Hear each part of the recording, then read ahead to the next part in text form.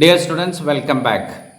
അപ്പോൾ ഈ ലോജിസ്റ്റിക്സിൻ്റെ ക്ലാസ് നിങ്ങൾ ഫോളോ ചെയ്യുന്നുണ്ട് എന്നാണ് ഞാൻ വിചാരിക്കുന്നത്. ഇത് ഞാൻ നേരത്തെ പറഞ്ഞല്ലോ, it's not a theory class but theory class based on the practical experience. നിങ്ങളൊരു കമ്പനിയിൽ വർക്ക് ചെയ്തുകൊണ്ടിരിക്കുകയാണ്. അപ്പോൾ വർക്ക് ചെയ്യുമ്പോൾ എന്താണ് ചെയ്യേണ്ടത് എന്നുള്ളതാണ് ഞാൻ നിങ്ങളെ പഠിപ്പിക്കുന്നത്. അപ്പോൾ നിങ്ങൾ തീർച്ചയായിട്ടും ഇത് വാച്ച് ചെയ്യണം. പ്രത്യേകിച്ച് ഒരു ലോജിസ്റ്റിക്സ് സ്റ്റുഡൻ്റ് ആണെങ്കിൽ, അല്ലെങ്കിൽ ലോജിസ്റ്റിക്സിലേക്ക് നിങ്ങൾ ഡൈവേർട്ട് ചെയ്യാൻ തീരുമാനിക്കുന്നുണ്ടെങ്കിൽ നിങ്ങൾ തീർച്ചയായിട്ടും എൻ്റെ ഒരു 30 ഇൻട്രഡക്ഷൻ വീഡിയോസ് ഉണ്ട്, അതുപോലെ തന്നെ ഒരു 12 വീഡിയോസ് ഉണ്ട്. എങ്ങനെ നമ്മളൊരു ഇൻ്റർവ്യൂ ഫേസ് ചെയ്യുന്നത് വരെ ഞാനതിൽ ലോജിസ്റ്റിക്സിൻ്റെ ക്വസ്റ്റ്യൻസ് ഉൾപ്പെടുത്തിയിട്ടില്ല. പക്ഷേ നിങ്ങൾ വീട്ടിൽ നിന്ന് ഇറങ്ങുന്നത് മുതൽ അവിടെ എത്തുന്നത് വരെ, അല്ലെങ്കിൽ ഫസ്റ്റ് ചോദ്യം ഫേസ് ചെയ്യുന്നത് വരെ tell me something about you, അല്ലേ? ഇന്ന് എല്ലാ എക്സ്പീരിയൻസ്ഡ് ലോജിസ്റ്റിക്സ് ഇൻ്റർവ്യൂവറും ചോദിക്കുന്ന ഒരു ചോദ്യമാണ് tell me something about you. അപ്പോൾ അതിൻ്റെ ഒരു 12 വീഡിയോസ് ഇറക്കിയിട്ടുണ്ട്. പിന്നെ ഇൻ്റർവ്യൂ ക്വസ്റ്റ്യൻസിൻ്റെ നമ്മൾ സപ്ലൈ ചെയിൻസിൽ നിന്ന് തുടങ്ങിയിട്ട് ഒരു 32 വീഡിയോസ് ഉണ്ടായിരുന്നു. 33 വീഡിയോ എന്ന് പറയുന്നത് നമ്മുടെ ലോജിസ്റ്റിക്സിൻ്റെ സ്റ്റാർട്ട് ചെയ്തു.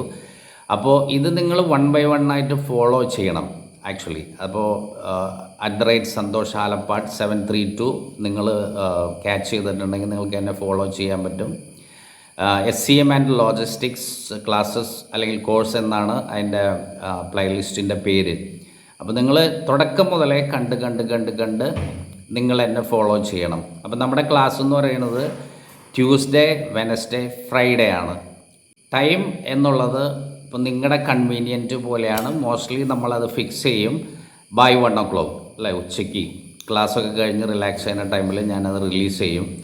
ഈ ഫിഫയ്ക്ക് ശേഷം മിക്കവാറും നമുക്കത് ഈവനിങ്ങിലേക്ക് കൊണ്ടുപോകാം.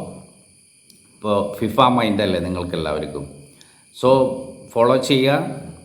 അതുപോലെ തന്നെ നിങ്ങൾ ഷെയർ ചെയ്യുക മാക്സിമം സ്റ്റുഡൻസിന്. All right.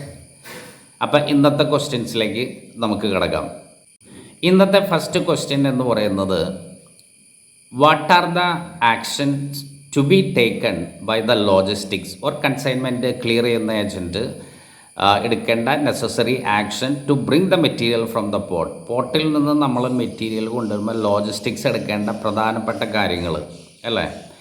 അപ്പോൾ ഈ കൺസൈൻമെൻറ്റ് നമ്മുടെ ഹോം കൺട്രി പോർട്ടിൽ എത്തുമ്പോൾ കൺസൈനർ അത് സീൽ ചെയ്തിട്ടായിരിക്കും, അല്ലെങ്കിൽ കൺസൈനർ പോർട്ടിൻ്റെ അതോറിറ്റി സീൽ ചെയ്തിട്ടായിരിക്കും അത് നമ്മുടെ ഹോം കൺട്രി പോർട്ടിൽ വരുന്നത്. ഇപ്പോൾ മുനിസിപ്പാലിറ്റിയിൽ വരുമ്പോൾ ഓപ്പൺ ചെയ്യാൻ വേണ്ടി ആ സീൽ കട്ട് ചെയ്യും. ചെക്കിങ് കഴിഞ്ഞതിന് ശേഷം ഏത് റിലീസാണെന്ന് പേപ്പറിൽ ഡോക്യുമെൻ്റ് തന്നതിന് ശേഷം അത് വീണ്ടും സീൽ ചെയ്യും ബൈ മുനിസിപ്പാലിറ്റി. വേറൊരു സ്ഥലത്ത് വെച്ച് തുറക്കാൻ പാടില്ല. അങ്ങനെ സീൽ ചെയ്തിട്ടുള്ളൊരു കണ്ടെയ്നറാണ് നമ്മുടെ വെയർ ഹൗസിൽ എത്തുന്നത്. അപ്പോൾ സീൽ ചെയ്ത് കഴിഞ്ഞിട്ട് ആ കണ്ടെയ്നർ പിന്നെ നമ്മുടെയായി, ഇമ്പോർട്ടറായി. അപ്പോൾ എന്ത് ചെയ്യണം? നമ്മളിവിടുന്ന് യൂണിറ്റ്, അതായത് കണ്ടെയ്നർ അറ്റാച്ച് ചെയ്യുന്ന യൂണിറ്റ് കൊണ്ടുപോയി, അല്ലെങ്കിൽ നോർമൽ ഫ്ലീറ്റ് ആണെങ്കിൽ നോർമൽ ഫ്ലീറ്റ് കൊണ്ടുപോയിട്ട് ആ കൺസൈൻമെൻറ്റ് നമ്മൾ പോർട്ടിൽ നിന്ന് കൊണ്ടുവരണം. ഈ പോർട്ടിൽ നിന്ന് കൊണ്ടുവരുമ്പോൾ ഒരു പ്രത്യേക കാര്യം ശ്രദ്ധിക്കേണ്ടതെന്ന് വെച്ചിട്ടുണ്ടെങ്കിൽ, ഇപ്പോൾ suppose normal ambient temperature product ആണെങ്കിൽ, അല്ലെങ്കിൽ നോർമൽ ആംബിയൻറ്റ് മെറ്റീരിയൽ ആണെങ്കിൽ നമുക്ക് ആസിറ്റീസ് കൊണ്ടുവരാം. കണ്ടെയ്നറിൽ ലോഡ് ചെയ്ത് അല്ലെങ്കിൽ കണ്ടെയ്നർ ആസിറ്റീസ് കൊണ്ടുവരാം. മറിച്ച് ചിൽഡോ ഫ്രോസനോ ആണെങ്കിൽ അതിനെ ക്യാരി ചെയ്യാൻ വേണ്ടിയിട്ടുള്ള യൂണിറ്റ് കണക്ട് ചെയ്യാനുള്ള ഫ്രീസർ റീഫഡ് കണ്ടെയ്നർ നമ്മൾ കൊണ്ടുപോകേണ്ടി വരും. കറക്റ്റ് അല്ലേ? പിന്നെ ഓപ്പൺ മെറ്റീരിയൽ ആണെങ്കിൽ, അതായത് ഔട്ട്സൈഡ് മെറ്റീരിയൽ നമ്മൾ ട്രെയിലർ മാത്രം കൊണ്ടുപോയാൽ മതി വിത്ത് യൂണിറ്റ്. അതാണ് പ്രത്യേകം ശ്രദ്ധിക്കേണ്ടത്. അപ്പോൾ ഈ കണ്ടെയ്നർ എന്ന് പറയുന്നത് നോർമലി നമ്മൾ 20 ഫീറ്റും 40 ഫീറ്റാണ് മോസ്റ്റ് കോമൺ ആയിട്ട് നമ്മൾ നമ്മുടെ ഈ റോഡിനെ ബേസ് ചെയ്തിട്ട്, ഇന്ത്യൻ റോഡിനെ ബേസ് ചെയ്തിട്ട് കൊണ്ടുവരുന്നത്. മറിച്ച് 55-60 ഫീറ്റിൻ്റെയൊക്കെ ഉള്ളതെന്ന് വെച്ചിട്ടുണ്ടെങ്കിൽ യൂറോപ്യൻ കൺട്രീസിൽ, അതായത് ലോങ് റൺ സ്ട്രെയിറ്റ് റോഡ്, ഒരു 1 month ജേണി, അങ്ങനെയൊക്കെ ലോങ് ട്രിപ്പിന് വേണ്ടിയിട്ട് ഉപയോഗിക്കുന്നതാണ് 50-60 feet containers. It will be long. Okay. അതിനുശേഷം നമ്മൾ കണ്ടെയ്നർ നമ്മൾ ഒരു പക്ഷേ നമ്മുടെ സ്വന്തം ഓൺ കണ്ടെയ്നേഴ്സും റിലീസിങ് ഏജൻറ്റും ഒക്കെ ആവാം, അല്ലെങ്കിൽ നമ്മൾ തേർഡ് പാർട്ടി, ഞാൻ നേരത്തെ പറഞ്ഞില്ലേ 1PL 2PL 3PL എന്ന് പറയുന്നത് എൻ്റെ മെയിൻ ബേസ് ഇതാണ്. കണ്ടെയ്നർ റിലീസ് ചെയ്യാൻ വേണ്ടിയിട്ട് നമുക്ക് വേണമെങ്കിൽ തേർഡ് പാർട്ടീനെ നമുക്ക് ഏൽപ്പിക്കാം, അല്ലെങ്കിൽ സ്വന്തമായിട്ട് നമുക്ക് അവിടെ നിന്ന് കൊണ്ടുവരാം.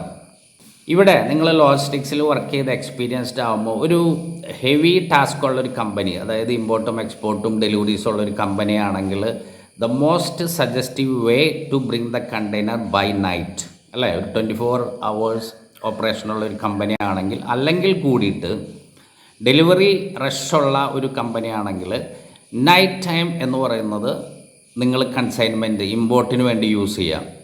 അപ്പോൾ പിന്നെ നെക്സ്റ്റ് ഡേ ഡെലിവറി ഇത് വരുമ്പോൾ, ഡെലിവറി വെഹിക്കിൾസ് ലോഡ് ചെയ്യാനോ വരുമ്പോൾ നിങ്ങൾക്ക് you can overcome the rush between delivery and consignment, അല്ലേ?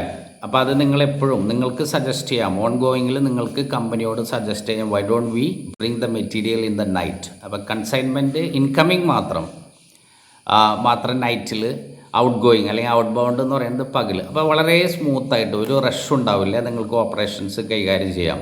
ഇതൊക്കെ ഇല്ലാത്തൊരു കമ്പനിയാണെങ്കിൽ നിങ്ങൾ നിങ്ങളുടെ മാനേജ്മെൻറ്റിനോട് പുട്ടപ്പ് ചെയ്യേണ്ട, അല്ലെങ്കിൽ നിങ്ങൾ അറിയിക്കേണ്ട, നിങ്ങളെ പ്രസൻറ്റേഷനിൽ കൊണ്ടുവരേണ്ട, നിങ്ങളുടെ ഡിമാൻഡിൽ കൊണ്ടുവരേണ്ട ചില കാര്യങ്ങളാണ്. All right.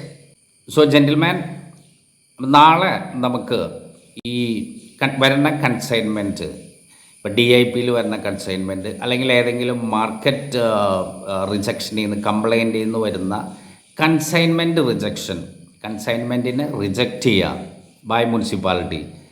അപ്പോൾ അത് വരുമ്പോൾ നമ്മൾ എന്തൊക്കെയാണ് ചെയ്യുക എന്നുള്ളതിനെ കുറിച്ചിട്ട് നമുക്ക് നാളെ പഠിക്കാം. What you say? Okay, thank you.